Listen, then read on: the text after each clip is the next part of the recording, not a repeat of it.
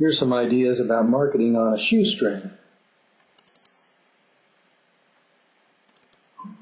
One of the best principles to use when planning your marketing is the watering hole theory of marketing. There are two ways to view big game animals if you go to Africa. One would be to climb in a vehicle in the morning and go hard and fast and trying to look at as many animals as you can in a day. The other is to get up in the morning to creep down to the watering hole and to be quiet and wait there for the animals to gather at the watering hole. In terms of marketing, what this means is that if you as a marketer can find the watering holes where your potential customers gather and you gather with them too, then you have an increased chance of success in your marketing efforts. There are several inexpensive marketing techniques that many small businesses would find helpful. YouTube and other video hosting websites such as this are another method that's growing in popularity and usefulness and value to small businesses. Videos like this can be produced once you have the software from anywhere from 30 minutes, even less, up to an hour, I suppose, for more extensive videos.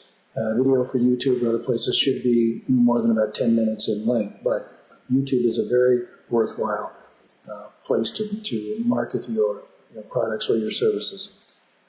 Blogs are weblogs, which is to say they're online logs like diaries where people write, a small business can write information of interest to the readers of blogs, and it's a way for a small business owner who creates and writes and hosts the blog to present their bona fides, their credentials, their expertise in the area that is the concern of the blog. Emails in this electronic age have grown in importance and in value. We have all sorts of spam filters because all sorts of marketers have figured out that emails can be a productive way to market. There are ways to increase the efficiency, the effectiveness of emails, and there are tools called autoresponder. These are software programs which will automatically set up a series of emails to be mailed on cue and or at preset times to customers, to those who have asked to be included on these mailing lists.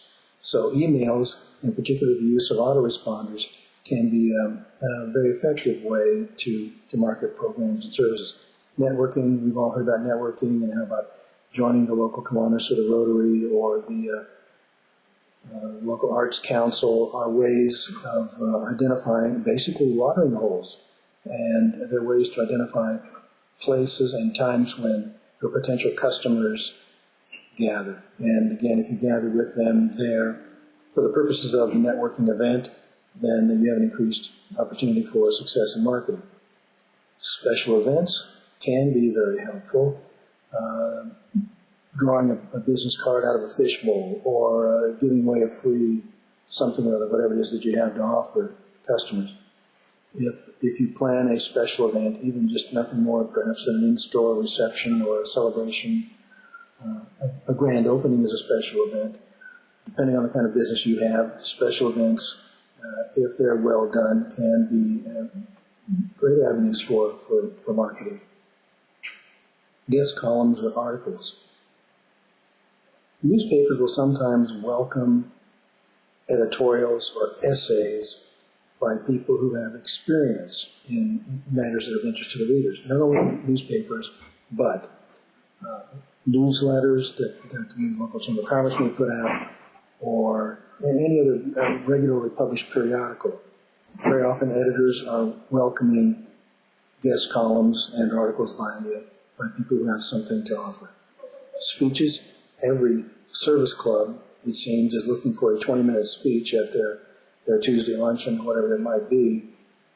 And the purpose of these speeches is to inform and entertain the audience, the members of the service club or the organization, not to sell. If you make a speech at a service club or at an organization at their meeting, the purpose of the speech should be information. It should be informative and not sales. If you are informative, then people who are interested in your product or service will pursue you after the fact.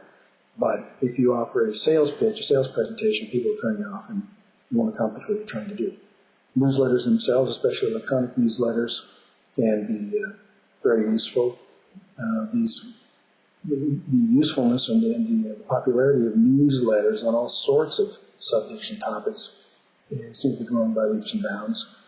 If you're going to produce a newsletter, you need to be a good writer, and you need to be creative, and you need to be able to put things in a short and sweet format, because the purpose of a newsletter is to inform in a concise manner and not to ramble on and on. So electronic newsletters can be very useful. Press releases themselves cost essentially nothing to submit. The purpose, again, of a press release is news and not sales. If there's information, if there's news that is being offered to the media, then they may well pick it up. If it's a sales presentation, however thinly or thickly disguised, the chances are that the news media will discard it and you won't achieve what you're trying to do. Congratulatory letters have been popular with insurance agents and others. People will see a story about your recent promotion in the About Town section of the newspaper. They'll clip it out and write a little note and put a copy of that article in there with it, congratulating you on your appointment or the birth of a child. Congratulatory letters show that you have taken the time to notice what is happening to one of your customers or your potential customers and to congratulate them for it. People like to be congratulated. Trade show exhibits. Once you have the trade show exhibit materials themselves, they can be cost-effective ways in reaching concentrations of potential customers. And the purpose of a trade show exhibit would be to exhibit at an event where a high concentration of people you hope to sell to, you hope to market to, are to be found. And then as the traffic goes by the booth, it's up to you to engage them with what you have to offer at the trade show booth. For more information, you can go to our website, www.sba.gov/IA. This is Dennis Larkin with the Des Moines District Office of the SBA with a few thoughts about marketing on a shoestring.